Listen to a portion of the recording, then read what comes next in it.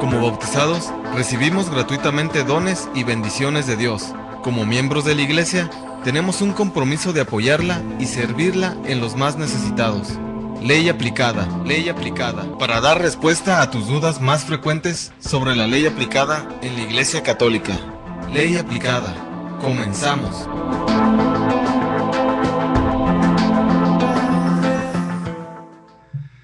Habíamos hecho un pequeño paréntesis la vez pasada para darnos cuenta de los cánones que hablaban del Santo Padre, del Papa, de la función primacial de Pedro.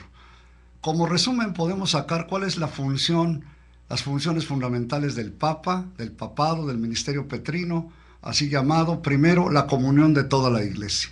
Es el centro de la comunión de todas las iglesias particulares, el centro de la comunión de todos los católicos, el centro de la comunión de todas los diferentes vida religiosa, asociaciones, entes jurídicos. Los diferentes entes jurídicos tienen su centro en la comunión de Roma. Es católico quien está en perfecta comunión con Roma, con la sede de Pedro. Segundo, la indefectibilidad en la fe.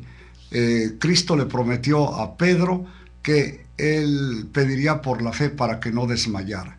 Y la Iglesia es indefectible en su mensaje salvífico, no puede fallar. Y también dentro de esa indefectibilidad de la Iglesia está la función primacial del Papa como infalible cuando define cosas de fe y costumbres, que son muy poquitas, ¿verdad? Solamente después del dogma de la infalibilidad papal, una sola vez Pío XII definió solemnemente la asunción de la Virgen Santísima. Pero hay otros aspectos también colaterales del magisterio, pero dijéramos, fundamentalmente el Papa tiene ese privilegio de infalibilidad dentro de esa indefectibilidad de la Iglesia respecto a la salvación.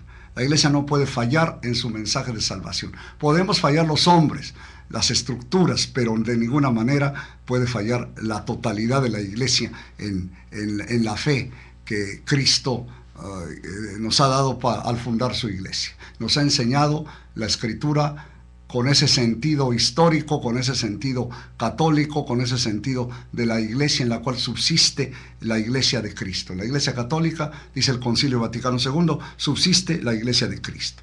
En tercer lugar, la solicitud por todas las iglesias, ¿verdad?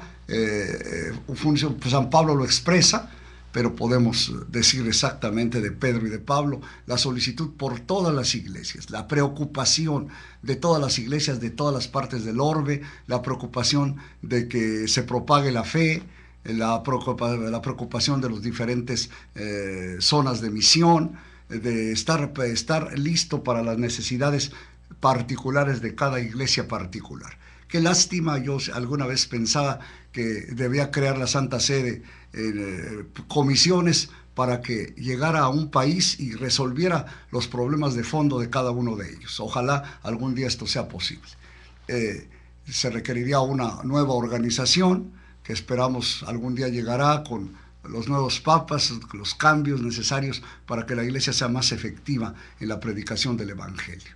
Y también, por último, es la última instancia, ¿verdad? Decía aquel dicho muy conocido en otros tiempos: Roma locuta, causa finita.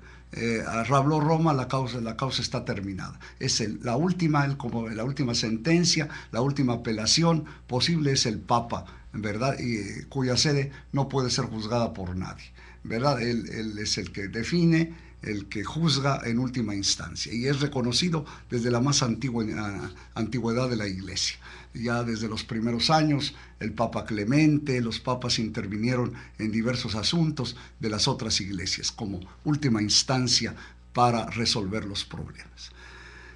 Nos habíamos quedado, esperamos, claro, ahora que estamos esperando con ansia todo esto de cómo va a quedar el nuevo Papa, va a haber algunos cambios en la ley actual porque, claro, Antiguamente solo se preveía la muerte del Papa, había que hacer el novenario del funeral, etcétera, y ahora habrá pequeños cambios seguramente, pero importantes para que se darán a conocer en las próximas semanas, en la próxima semana seguramente, la próxima semana ya nada más quedan 7 días para que termine, de aquí a 8 días terminará el pontificado de Benedicto XVI. Yo los exhorto a seguir pidiendo por él, ¿verdad? Creo que necesita más que nunca de nuestra oración y de nuestra simpatía, por su valentía, por su bonomía, por su arrojo para renunciar, por sentirse que alguien puede hacerlo mejor, que ya la edad debilita y incapacita para muchísimas funciones. Como lo sabemos todos los ancianos, no es lo mismo esta edad para realizar cualquier cosa, una edad ya después de los 75, 80, 85, ya es muy difícil hacer muchas cosas. Así es que felicitamos en eso al Papa, estamos con él y cualquiera que sea, esperamos que el Espíritu Santo sople fuertemente, sabiendo que los papas siempre han sido grandiosos, no por ser papas, sino porque siempre se ha reconocido en ellos al Hijo, a Jesucristo, al Vicario de Cristo. Aún los papas renacentistas, yo me he reconciliado con todos y cada uno de ellos al ver verdaderamente las obras que hicieron, ¿verdad? Eran hombres de otro tiempo, si queremos, que tenían sus fallas personales, sus fallas morales, que las tuvieron, pero que fueron grandiosos por la obra que realizaron. Quiero poner 2 ejemplos simplemente. Julio II, ¿verdad? Un papa extraordinario, fue el que tiró el Vaticano, ¿verdad? Construyó la nueva zona del Vaticano, llamemos así, destruyendo las antiguas catedrales, las antiguas San Pedro, San Juan de Letrán, y hizo, por ejemplo, la Capilla Sixtina, ¿verdad? Él le gustaba también pintar y encargó a Miguel Ángel de todas estas obras maravillosas, ¿verdad? A veces le decían los cardenales, hay que hacer esto, hay que hacer esto otro, y él decía, es que no sé servir a Dios de otra manera. Y la guerra, porque eran señores que tenían sus territorios, eran los estados pontificios, y los defendían, y era un hombre valiente que salía a la guerra, a veces salía vencedor, a veces salía vencido, pero en fin, su figura es realmente grandiosa, ¿verdad? Que se le puede perdonar todos sus defectos que pudo haber tenido. Otra figura enorme para mí es Pío II, Eneas Silva Piccolomini. Él no era clérigo, él era diplomático, simplemente diplomático, y tuvo sus defectos, sus problemas. Lo narra, es el único papa, a lo mejor ahora ya Juan Pablo II narró toda su vida él mismo, pero el único de los papas antiguos que narró su vida en un librito que narra todo, desde su nacimiento hasta su elección al papado y sus actuaciones, fue el Papa Pío II. Y narra con toda sencillez que él nunca pensó en ser clérigo. Alguna vez, siendo niño, pensó ser clérigo y le preguntó a San Bernardino de Siena, un gran predicador, un franciscano, un santazo, y le dijo, no, tú no tienes vocación. Y entonces se dedicó a la diplomacia, era un abogado muy importante, y estuvo en Escocia de representante, ¿verdad? De nuncio, no de nuncio, de representante civil, ¿verdad? De diplomático, dijéramos, de jefe de una embajada, o embajador en Escocia, y ahí tuvo 2 hijos naturales. Después regresó a Roma, estuvo en el concilio de Constanza, él era al revés, era del partido que atacaba al Papa, era conciliarista, pensaba que el concilio era superior al Papa, ¿verdad? Y entonces pues estaba en el partido opuesto.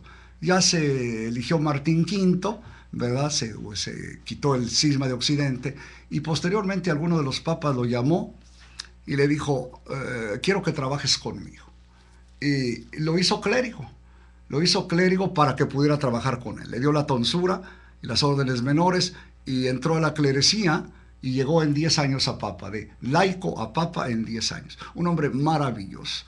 Decía después a la gente, rechazad a Eneas, porque él se llamaba Eneas Silvio Piccolomini, creedle a Pío, rechazad si queréis mi vida anterior, pero creedle ahora a Pío. Y quiso simplemente la primera condenación para la trata de esclavos en el año 1465, con pena de excomunión a los que trataran, los que vendieran esclavos, a los que capturaran y trasladaran esclavos a Brasil, a Estados Unidos, a cualquier parte, a Cuba,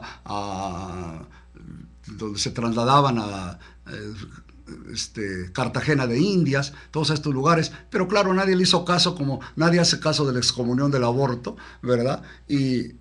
Pero condenó de muchos siglos antes de que llegara los Estados Unidos a conceder hasta 1860 y tantos la liberación de los esclavos, en el año 1465. Si alguien le hubiera hecho caso, las cosas hubieran sido diferentes. Y también soñó con la última cruzada.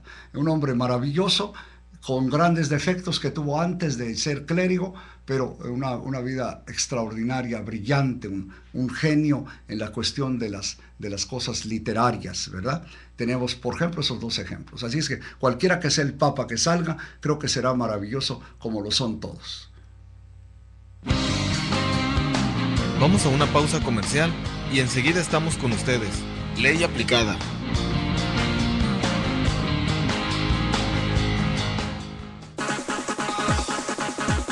Para apoyar a Koinonia Radio, tú puedes ser amigo Koinonia, un pilar o una columna. Entrégate como. Llama al 622-8962 o visita nuestra página www.tjcatólico.com. ¿Conoces alguna empresa o negocio interesado en anunciarse en nuestra estación? Llámanos, nosotros nos pondremos en contacto con ellos. Nuestro teléfono es 622-8962 en Tijuana. Únete a quienes levantan la voz para evangelizar. ¿Conoces alguna empresa o negocio interesado en anunciarse en nuestra estación? Llámanos, nosotros nos pondremos en contacto con ellos. Nuestro teléfono es 622-8962 en Tijuana. Únete a quienes levantan la voz para evangelizar. 1, 2, 3, 50. Así de sencillo es ayudar a sostener la evangelización. Koinonia Radio, alzando la voz para evangelizar. 3.50 pesos al día. Para nosotros hacen la diferencia. 1, 2, 3, 50.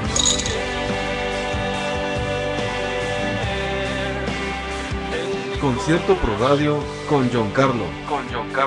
Sábado 9 de marzo a las 7 de la tarde en el Salón Champañac del Instituto México de Baja California, Las Palmas. Para mayor información, comunícate al teléfono 622-8962. Entrada 100 pesos, cupo limitado. Concierto Pro Radio con John Carlo.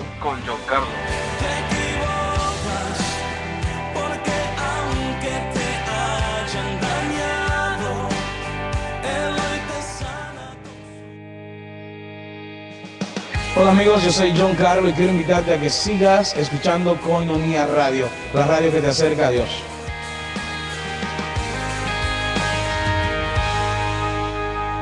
Quiero que sepas que mi canción es resultado de mi pasión por ti. Estás escuchando Koinonia Radio. Son las 8 de la noche con 14 minutos. Ley aplicada. Estamos de regreso. Aclara tus dudas. Comunícate al teléfono 622-8962 en Tijuana y 866-228-4305 desde Estados Unidos. Continuamos en Ley aplicada.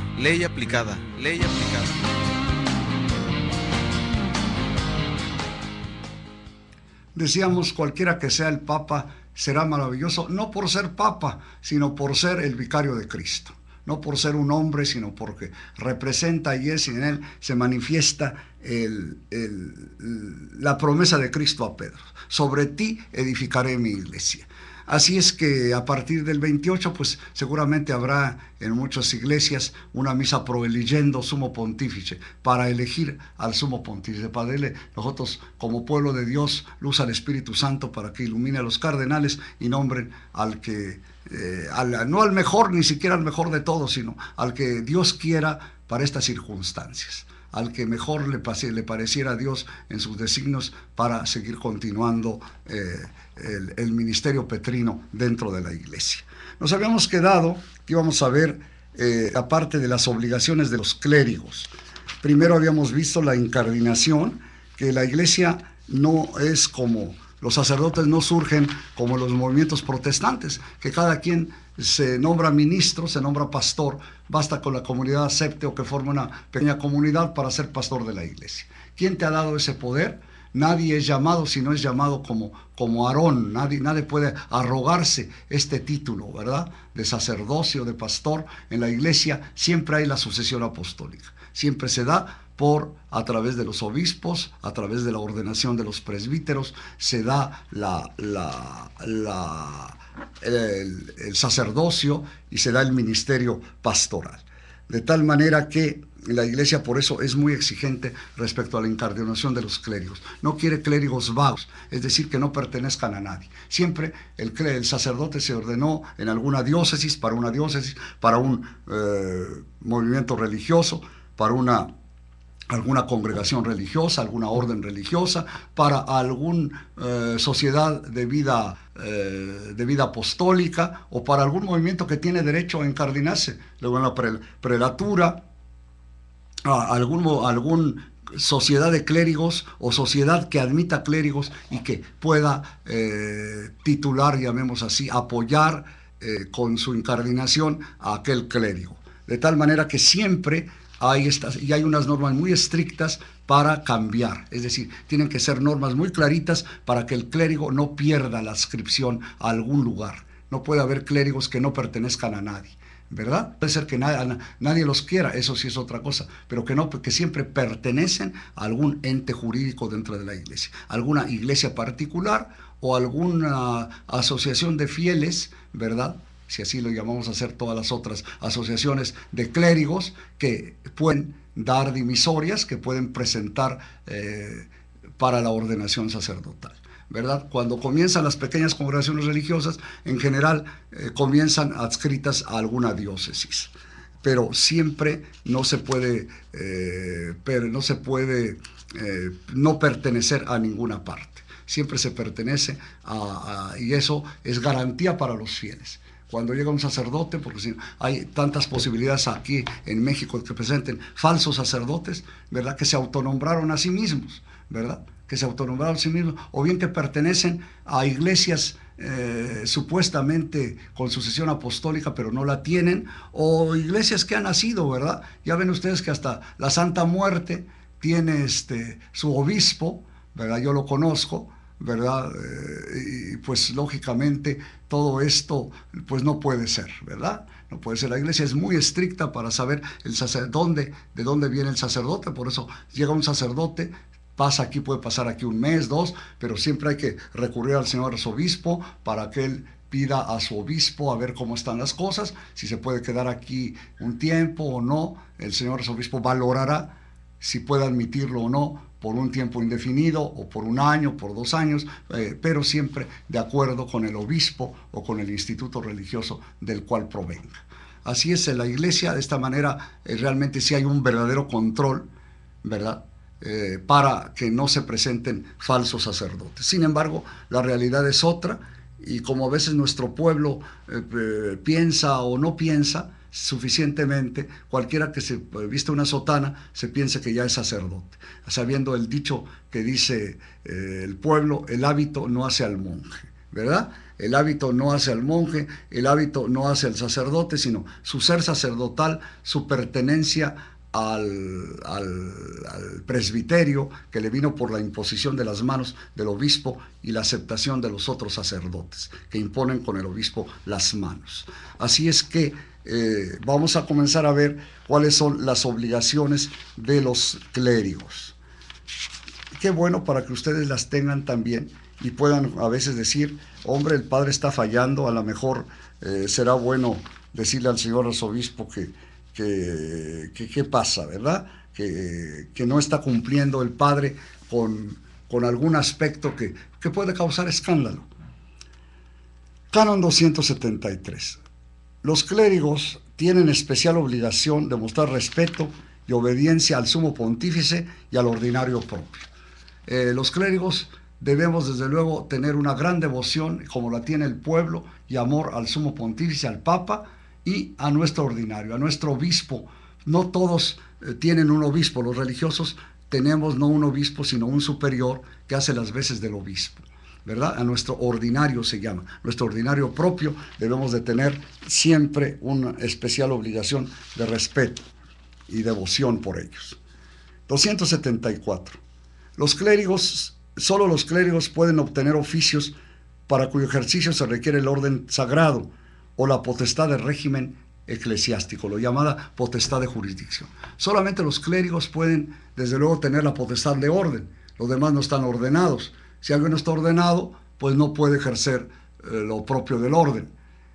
Hay muchas cosas que los laicos pueden hacer en la actualidad. Ministros extraordinarios de la comunión pueden muchas veces hacer las paraliturgias, inclusive pueden dirigir una parroquia, las religiosas, ¿verdad? Pero dirigirla nada más en el punto de vista organizativo, de administración de la comunión, de atención al pueblo, pero no estrictamente, pues no pueden confesar, no pueden poner la unción de los enfermos, no pueden celebrar la misa, tienen que depender que al menos de vez en cuando venga algún sacerdote a consagrar las hostias, ¿verdad?, a celebrar la misa y dejarles las hostias, o sacar el trabajo más propio del sacerdote, sabiendo que ellas pueden hacer otras muchas cosas, como llevar la comunión en los lugares donde no hay suficiente clero, donde están muy abandonados.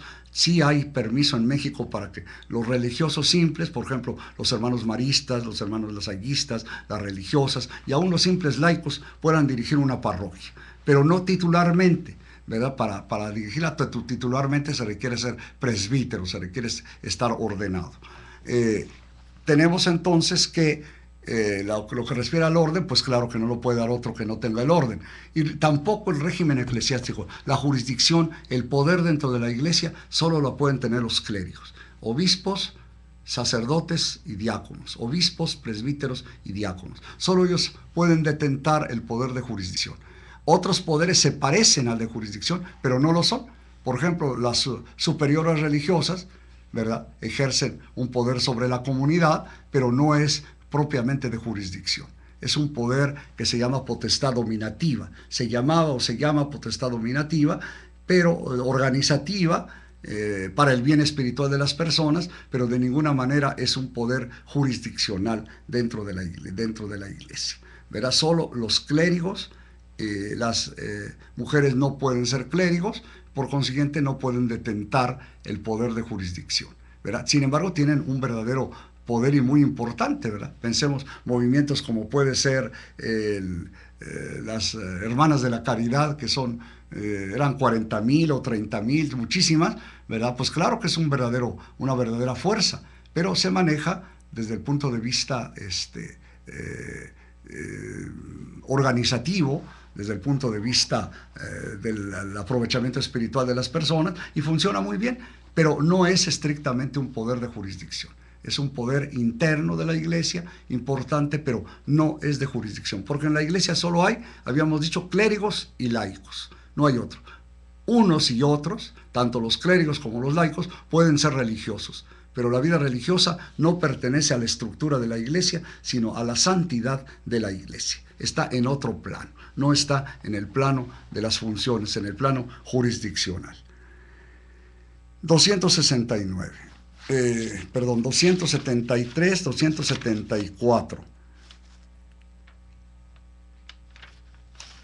Generalmente dice, a no ser que estén excusados por un impedimento legítimo, los clérigos deben aceptar y desempeñar fielmente la tarea que les encomiende su ordinario, ¿verdad? Para que funcione bien la iglesia se requiere organización, se requiere que los clérigos aceptemos, los que son diocesanos, los nombramientos del señor arzobispo, los cambios que hace el señor arzobispo. Ya ven ustedes que en estos días hubo cambios, ¿verdad?, muy notables, ¿verdad? El señor vicario general se cambió a ser párroco de la Catedral del Centro, era párroco de Guadalupe del Río, se puso a otro párroco en Guadalupe del Río, y el padre López, Tomás, dejó de ser párroco de la catedral y pasó a otra parroquia. Estos cambios son normales. Al obispo le corresponde este tipo organizativo, a todos los ordinarios.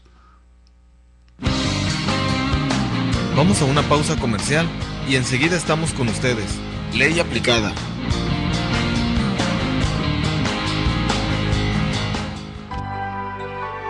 En todos los tiempos han nacido movimientos. Se integran en la vida de la Iglesia, aunque en ocasiones no faltan sufrimientos y dificultades. Conócelos e intégrate a alguno de ellos según tu corazón lo necesite. La Iglesia en Movimiento. Los lunes de 9 a 10 de la noche tienes una cita para ponerte en movimiento. En la conducción del Padre Miguel Ángel Sánchez. Producción de Koinonia Radio, la radio de la Arquidiócesis de Tijuana y la Arquidiócesis de Tijuana en tu radio.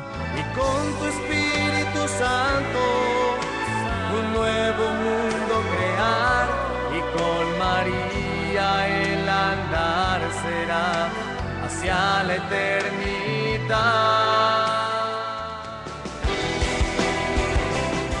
Escucha al Padre Ángel López Betancourt cada martes de 9 a 10 de la noche en el programa de Pastoral Social, difundiendo los valores evangélicos y de la doctrina social de la Iglesia, construyendo una sociedad más justa y solidaria como expresión de la fe.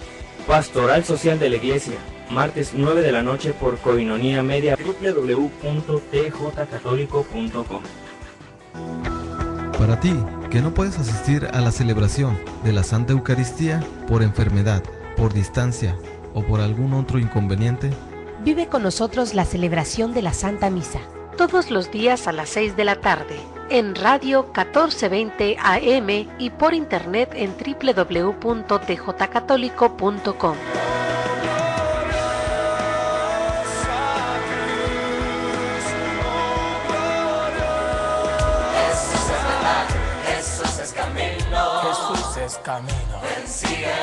Descubre la joven humanidad de Jesús para comprender que Él es el camino que nos conduce al Padre. Escucha los jueves a las 7 de la tarde Cristología para Jóvenes, en Koinonia Radio, conducido por el Padre Papías Cruz y sus jóvenes colaboradores. Cristología para Jóvenes en Koinonia Radio, jueves, 7 de la tarde, por esta estación.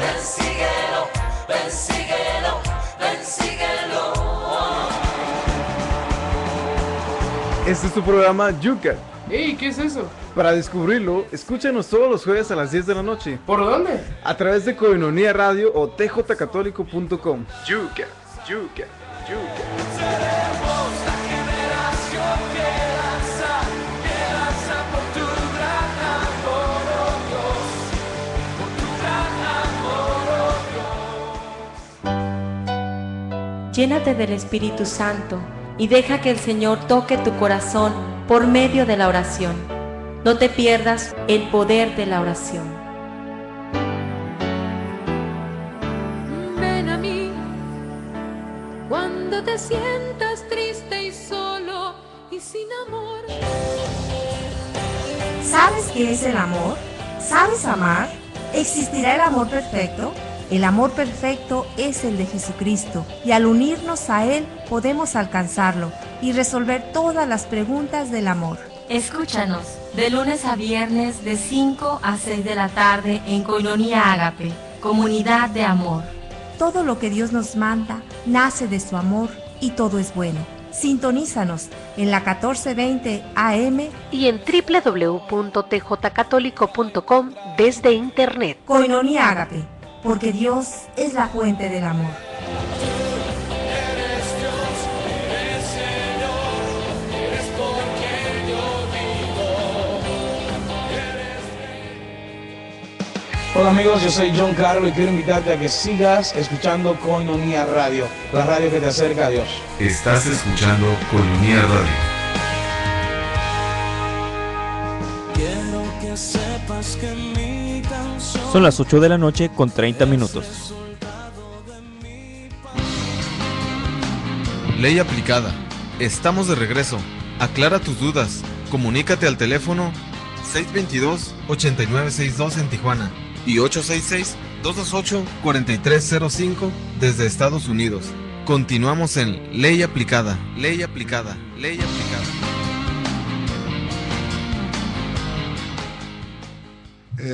Decimos que para el ordinario también es el obispo. El ordinario es el que tiene un poder ejecutivo en la iglesia, ¿verdad? Que fundamentalmente son los obispos.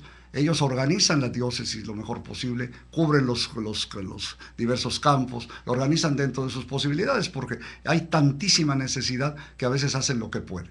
Pero por eso hay que estar uno muy dispuesto a colaborar con ellos en todo lo que podamos hacer, ¿verdad? No solamente estrictamente dentro de nuestro cargo, sino también en otras tareas importantes para la Iglesia Universal y la Iglesia local. Y lo mismo los religiosos, tenemos los ordinarios que nos ponen en un lugar para que hagamos ciertas funciones, ciertos trabajos, ¿verdad? Una comunidad religiosa, si atiende una parroquia, pues hay un párroco, igual que en las parroquias diocesanas, pero tiene como ayuda a los compañeros, a los otros religiosos, que cumplen lógicamente a veces con mayor, no porque sean mejores, sino simplemente tienen mayores elementos, si hay 4 o 5 para cubrir mejores servicios, ¿verdad? Pero en fin, depende del señor obispo también, todas estas, él es el centro de la comunión de la iglesia particular, para toda esta organización lo mejor posible, en colaboración y en respeto también por la vida religiosa, pero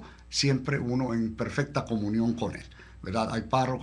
Hay movimientos que no tienen una parroquia, por ejemplo, los padres misioneros de la caridad, no es parroquia su templo, pero ejercen una labor maravillosa, ¿verdad? Su santuario de la Madre Teresa de Calcuta. En otro tiempo parece que sí fue parroquia, ahora no lo es, tal vez posteriormente lo vuelvan a erigir una parroquia ahí mismo, para facilitar el trabajo pastoral.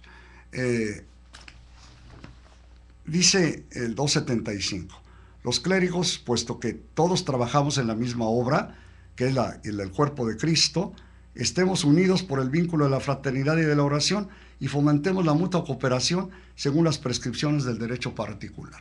Se trata, y esto se nota sobre todo en lugares como la Ciudad de México, que tiene tantísimos religiosos, en un tiempo fueron más religiosos que diocesanos, ¿verdad? Entonces a veces puede parecer un poco aquello desorganizado, que cada quien jala por su lado, pero con una buena organización, con una buena relación entre los obispos y los ordinarios propios, los superiores religiosos, pueden funcionar todo perfectamente. Está todo calculado. Si cada quien respeta su campo, ¿verdad? Pues está todo para la edificación del pueblo de Dios, ¿verdad? Cada quien cumpliendo el carisma fundamental, ¿verdad? Vamos a suponer los hermanos juaninos, ¿no? que cuidan enfermos mentales. Bueno, pues esa es su labor fundamental, ¿verdad? Su labor fundamental está en atender a todo esto y lo hacen maravillosamente bien. Sus hospitales, sus servicios psiquiátricos, ¿verdad? Generalmente todos son hermanos, pero hay algún sacerdote que entre ellos se ordena para atender las necesidades propias del instituto, pero claro, también ejerce en lo que puede también en otras áreas de la diócesis. Y así cada uno de los institutos. Hay institutos que se dedican a los enfermos, por ejemplo, los Camilos, que no hay aquí en México, lamentablemente, ¿verdad? Hay otros institutos clericales que se dedican a la enseñanza, como por ejemplo los salesianos, una obra maravillosa, o los escolapios, que también hay aquí en Tijuana, ¿verdad? Bueno, son misiones muy específicas. Se dedican evidentemente, tienen sus colegios y también administran alguna parroquia, algún otro ministerio que les encarga el obispo, que se ponen de acuerdo para encargarse con él. Pero fundamentalmente deben tender a cumplir lo mejor posible su labor carismática, es decir, la educación de los jóvenes. ¿Sí? Y la educación de los jóvenes o de la juventud, pues es la poquita educación que hay, viene de los religiosos, la poquita educación religiosa que hay. Llámense jesuitas, llámense legionarios de Cristo, llámense salesianos, llámense escolapios, pues o las sin número de religiosas que tienen diversos colegios, ¿verdad? Pequeños, medianos, grandes, ¿verdad? Bueno, pues todo esto tiene que, al contrario, es una riqueza inmensa y una necesidad de que haya educación católica, y que las diócesis normalmente, no, sobre todo las nuestras, que no están acostumbradas a tener educación católica por parte de la diócesis, como sí lo fueron las de Estados Unidos, donde los religiosos jugaron otra función, ¿verdad? En ellos las escuelas parroquiales de Estados Unidos son famosísimas, la educación católica americana. Pero nosotros, bueno, pertenecemos a otra estructura, a otra evangelización, y generalmente las diócesis tienen muy pocas posibilidades de estos servicios. La única educación católica que hay es la que viene de los religiosos a nivel universitario, ¿verdad? Por lo menos con colegios de nombre católico o de inspiración católica, que se llama, como puede ser La Salle, como puede ser la Ibero, o bien colegios católicos como puede ser la de las religiosas, ¿no? Aquí La Paz, aquí en Tijuana, o las diferentes escuelas de las religiosas. La educación católica es fundamental, y por consiguiente el carisma fundamental de estos institutos religiosos pues deben cumplirlo primariamente, y así entran en una diócesis, como que hay un contrato entre el obispo y los diciendo, bueno, vamos a tratar de cumplir este hueco que hay en la iglesia, la educación católica, y nadie puede negar que es no importante, súper importante. Y así cada uno de los institutos religiosos, los institutos religiosos que se dedican, por ejemplo, a los migrantes, los institutos religiosos que se dedican a los niños abandonados, a los pobres, en fin. En la iglesia hay multitud de institutos maravillosos que debemos todos respetarlos, ayudarlos. Por ejemplo, ¿quién puede negar la función tan maravillosa de las Madres de la Caridad, de Madre Teresa, y de los Padres de la Caridad, ¿verdad? De la labor extraordinaria que hacen entre los abandonados, ¿verdad? Los más abandonados, una labor maravillosa, además que viven una vida realmente de pobreza y de ejemplo impresionante, ¿verdad? Su vida misma de estos religiosos está recordando a la iglesia muchísimas cosas, a todos, ¿verdad? Tanto al clero religioso como al clero diocesano, como a todo el pueblo de Dios, les está recordando los bienes fundamentales y la dedicación, la radicalidad del evangelio, cada quien vivida de manera diferente. Yo pienso que todos cooperamos al mismo fin, al mismo reino de Cristo, y por consiguiente los colores, las pequeñas banderas no deben obscurecer la gran bandera, que es la bandera de Cristo nuestro Señor, la institucionalidad de la iglesia. Esta conciencia creo que la tenemos todos los sacerdotes. Los clérigos también debemos reconocer y fomentar la misión que por su parte ejercen los laicos en la iglesia y en el mundo. Los clérigos somos los primeros que deberíamos reconocer las funciones y la misión de los laicos dentro de la iglesia y dentro del mundo. El canon 276, número 1. ¿Qué cosas debe hacer el sacerdote? ¿En qué debe estar fincada su espiritualidad? Fíjense ustedes qué bonito. Los clérigos en su propia conducta están obligados a buscar la santidad por una razón peculiar, ya que consagrados a Dios por un nuevo título en la recepción del orden, son administradores de los misterios del Señor en servicio de su pueblo. Por ser administradores de los misterios del Señor en servicio de su pueblo, estamos obligados a buscar la santidad por una razón peculiar. Y por consiguiente pone las siguientes para alcanzar el poder, esta perfección, para alcanzar esta perfección. ¿Qué meta le pone a los presbíteros? Primero, cumplamos ante todo fiel e incansablemente las tareas del ministerio pastoral. La fuente de santidad del sacerdocio es cumplir lo mejor posible, sin cansancio, fiel e incansablemente las tareas del ministerio pastoral, que es inmenso, que nadie puede agotar, ¿verdad? Que en realidad los sacerdotes somos tan pocos relativamente con respecto a las necesidades del pueblo. Entonces tratemos de cumplir fiel e incansablemente las tareas del ministerio. ¿verdad? Seamos fieles colaboradores en todo lo posible, en todo lo que esté a nuestro alcance, ¿verdad? Dentro de claro, con una cierta organización, pero ciertamente incansables en el ministerio. Segundo, alimenten su vida espiritual en la doble mesa de la Sagrada Escritura y la Eucaristía. Por eso se invita encarecidamente a los sacerdotes que ofrezcan cada día el sacrificio eucarístico y a los diáconos a que participen diariamente de la misma oblación. Que alimentemos nuestra vida espiritual, pues con la misa, la doble fuente, la palabra de Dios y la Eucaristía. Esas son las fuentes primarias de nuestra espiritualidad, de la espiritualidad sacerdotal, como es de todo el pueblo de Dios. En esto, todo el pueblo de Dios podría decir exactamente lo mismo. Se nos invita a que celebremos diariamente la Eucaristía. Vamos a una pausa comercial y enseguida estamos con ustedes. Ley aplicada.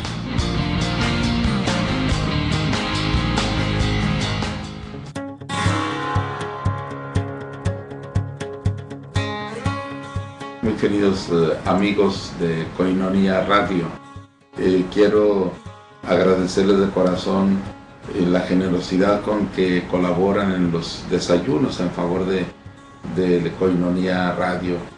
Es muy importante la colaboración de ustedes. Se trata de poder continuar con este trabajo tan importante de la difusión del Evangelio a través de la radio, y esto naturalmente es un medio muy costoso.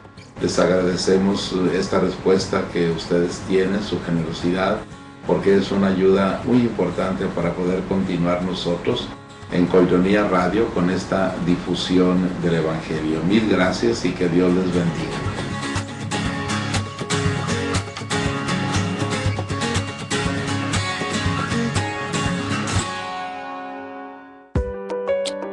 Desayuno Pro Ayuda a Koinonia Radio. Ayúdanos, colabora y diviértete. Sábado 2 de marzo. En punto de las 9 de la mañana. En el restaurante Escondida. Invitado especial Padre Arcadio Ávila, con el tema Tips para vivir esta cuaresma. Costo por persona 100 pesos. Desayuno Pro Ayuda a Koinonia Radio. Pide informes al 622-8962. Koinonia Radio, la radio de la Arquidiócesis de Tijuana y la Arquidiócesis de Tijuana en tu radio.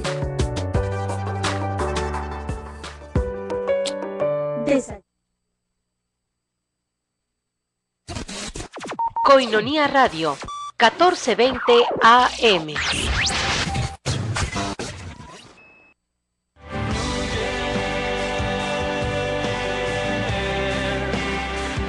Concierto Pro Radio con John Carlo. Sábado 9 de marzo, a las 7 de la tarde, en el Salón Champañac del Instituto México de Baja California, Las Palmas. Para mayor información, comunícate al teléfono 622-8962. Entrada 100 pesos, cupo limitado. Concierto Pro Radio con John Carlo.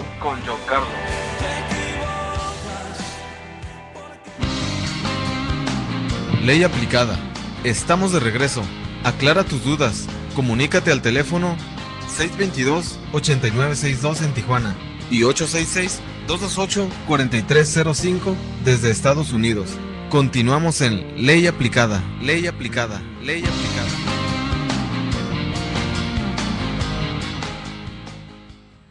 Estamos diciendo que la fuente, como para todo el pueblo de Dios, de la vida espiritual está en la palabra de Dios, la Sagrada Escritura y la Eucaristía. Y que por ello el sacerdote debería celebrar, nos invita a celebrar todos los días, aunque no tengamos misa. Lamentablemente esto sí se ha notado un cambio pues muy fuerte, porque los antiguos sacerdotes, los que ya somos ancianos, estamos acostumbrados a celebrar diariamente, aunque no haya pueblo, aunque celebremos personalmente. En cambio, las nuevas generaciones fácilmente, si están de vacaciones o si no pueden celebrar un día, pues no celebran, simplemente si no tienen misa que tengan obligación de celebrar, anotada ahí en la parroquia, ¿verdad? Anotada en la parroquia, una obligación por el título de celebrar alguna misa, entonces fácilmente ya no celebran diariamente. Algunos celebran los domingos, ¿verdad?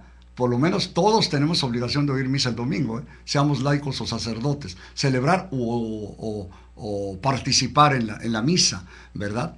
Participar en la misa o participar como laicos en la misa, pero todos tenemos obligación de oír misa el domingo, de participar en la misa. Lamentablemente digo, ojalá que las nuevas generaciones vuelvan a tomar esa devoción de celebrar diariamente, por ningún motivo dejar nuestra misa sin celebrar, aunque haya mucho trabajo, aunque haya un congreso, aunque no haya posibilidades, hay que tratar de celebrar diariamente. Esto, toda la espiritualidad antigua y la espiritualidad de muchos religiosos está fundada en esto, ¿verdad? La celebración diaria, devota, fervorosa de la Santa Misa. Tercero, los sacerdotes y diáconos tienen obligación de celebrar todos los días la liturgia de las horas, según los libros litúrgicos aprobados. Es decir, la liturgia de las horas es el breviario, ¿verdad? Se llamaba breviario, es el libro de oraciones del sacerdote, el libro de los salmos. El sacerdote tiene diversas horas que se llaman horas canónicas. Todo esto proviene del servicio monacal, todo proviene de los monjes, ¿verdad? Los monjes fueron los que crearon, queridos hermanos, el sacerdote diocesano. A ver si tratamos esto la próxima vez. El clérigo, el sacerdote diocesano, es pues salió de los monjes, ¿verdad? Quienes impusieron el celibato e impusieron la liturgia de las horas, la oración que se sigue en los monasterios, en los monjes, solemnemente, durante todo el día. Aquí lo mismo, hay esta liturgia de las horas que todos los sacerdotes debemos de decir diariamente, ¿verdad? Y que no debemos dispensarnos. También en esto a veces se ha notado una poca de descuido, ¿verdad? De decir todas completo el oficio divino que se llama, el oficio divino, la liturgia de las horas, que son la liturgia de las horas, el oficio de lectura, laudes y vísperas completas al final de la noche, y a una hora intermedia, o las 3 horas intermedias, tercia, sexta y nona. Antiguamente eran 7 horas canónicas, hoy nada más son 6, ¿verdad? Antiguamente era el oficio muchísimo más largo, ¿verdad? Ahora ha quedado, además en lengua vernácula, es muy sencillo, es muy bonito. El otro día oía yo en EWTN de un convertido protestante, pastor protestante, que se convirtió simplemente porque conoció la liturgia de las horas, que reza todos los días la Iglesia Católica, que rezamos todos los sacerdotes y los diáconos, ¿verdad? Para los diáconos permanentes puede obligarles nada más, generalmente la conferencia episcopal establece qué partes deben de rezar, si nada más laudes y vísperas, o si todo el oficio. Esto depende de cada país en su esquema de formación para los diáconos permanentes. Pero los clérigos, los diáconos que van a recibir el presbiterado, o los sacerdotes, tenemos obligación de celebrar, de todos los días decir la liturgia de las horas, rezar la liturgia de las horas, celebrar la liturgia de las horas, todo depende. A veces los religiosos lo hacemos en comunidad, 1 o 2 horas por lo menos, en comunidad. Puede ser laudes o vísperas, o laudes y vísperas, laudes y tercia, o laudes y nona, y el servicio de completas, en fin, tratar de cumplir, pero personalmente el sacerdote tiene obligación de decir la liturgia de las horas completa. Antiguamente, todos los que tenían un oficio en la iglesia tenían que decir la liturgia de las horas completa. Por ejemplo, los canónigos tenían obligación también de decirlo los religiosos. Así es que podría venir por 3 o 4 obligaciones. Claro que se cumplía con una sola obligación, ¿verdad? 3 o 4 motivos que se tuviera que decir el oficio de las horas. Es una cosa muy saludable porque es la oración pública de la iglesia. La oración pública de la iglesia, que es fundamental, pues se pide por todo el pueblo de Dios. El pueblo de Dios que pide por el pueblo de Dios. Muchas parroquias también tienen, nosotros ahí en el Espíritu Santo, que rezan laudes, y a veces otras horas los fieles, ¿verdad? Un grupito, si queremos un grupito, pero al fin y al cabo es un grupo importante para la iglesia, ¿verdad? Como ahora también nosotros hemos puesto la adoración diurna, ¿verdad? De 9 de la mañana a 10 de la noche, con mucho fruto de lunes a sábado, ¿verdad? O sea que hay muchas cosas que son importantes para que el pueblo pues entre en fervor, entre en tónica con la iglesia, con la santidad de la iglesia, con nuestra propia santidad. Estamos obligados también a asistir a los retiros espirituales según las prescripciones de derecho particular. Generalmente el clero diocesano tiene sus ejercicios, los religiosos tenemos nuestros ejercicios, a veces asistimos a los dos, ¿verdad? Pero hay que hacer los ejercicios al menos 8 días al año.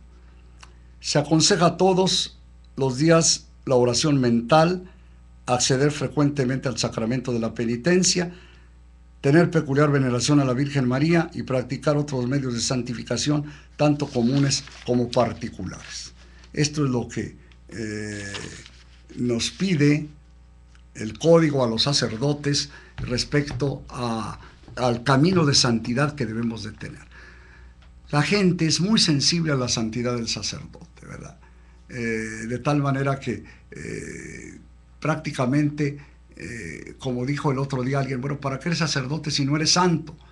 Entonces, lamentablemente no somos santos, pero debemos tender hacia la santidad. Y debemos, con todo el pueblo de Dios, de verdad pedir instantemente por la santidad de todo el pueblo de Dios y de los sacerdotes especialmente.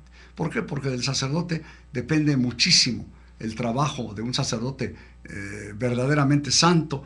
Depende mucho la santidad del pueblo de Dios. Los sacerdotes santos, como puede ser el cura de Ars, ¿verdad? Como pueden ser tantos sacerdotes, el Padre Pío, ¿verdad? Así de los conocidos más cerca de nosotros, más cercanos a nosotros, de Leopoldo Mandic y de tantos sacerdotes que, por ejemplo, los de la persecución de México, Cristóbal Magallanes y compañeros, pues cuántos de ellos se lee cómo accedían al sacramento de la penitencia, ¿verdad? Cómo confesaban, cómo no descuidaban el ministerio, cómo iban a ver a los enfermos a una costa de su propia vida, cómo tenían celo, que se llama, celo de las almas, celo del pueblo de Dios, celo por el pueblo de Dios.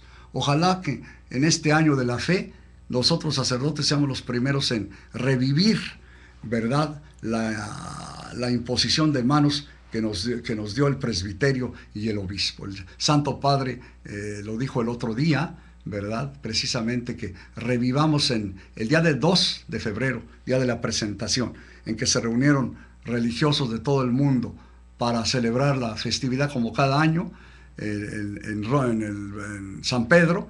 Decía, hay que recordar, revivir nuestra primera entrega de amor a Dios nuestro Señor, revivir la imposición de manos que nos dio el obispo y junto con los presbíteros para entregarnos el sacerdocio al ministerio, para consagrarnos sacerdotes. Ojalá que de verdad en este año de la fe surgiéramos hacia la santidad, que pidiéramos realmente a Dios nuestro Señor que transforme nuestra vida, ¿verdad?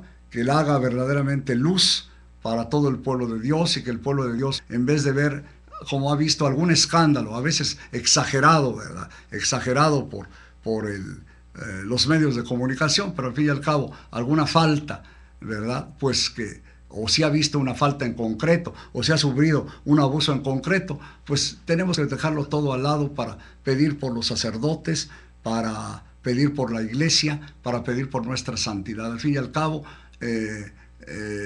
Dios nos va a juzgar no por lo que hagan los demás, sino por lo que nosotros hagamos. Yo recuerdo una señora que decía, trajo a sus hijos a confesar a la Basílica de Guadalupe, 5 hijos, decía, yo les he dicho a mis hijos, yo solo veo en el sacerdote a Jesucristo, no quiero saber nada más, por lo que había oído de los escándalos en Estados Unidos. Dice, yo desde niña he aprendido a ver en el sacerdote nada más a Jesucristo. Y esto es lo que espera el pueblo de Dios, ver solamente a Jesucristo. Ojalá que nunca viera las fallas que podemos tener, y que por ello es tan importante que ustedes hoy y siempre pidan por los sacerdotes. Un miembro activo de la iglesia es aquel que toma la responsabilidad, los dones de la enseñanza y adoración al servicio de la iglesia, que es familia de Dios. Gracias por haber compartido con nosotros en tu programa Ley Aplicada. Hasta la próxima emisión.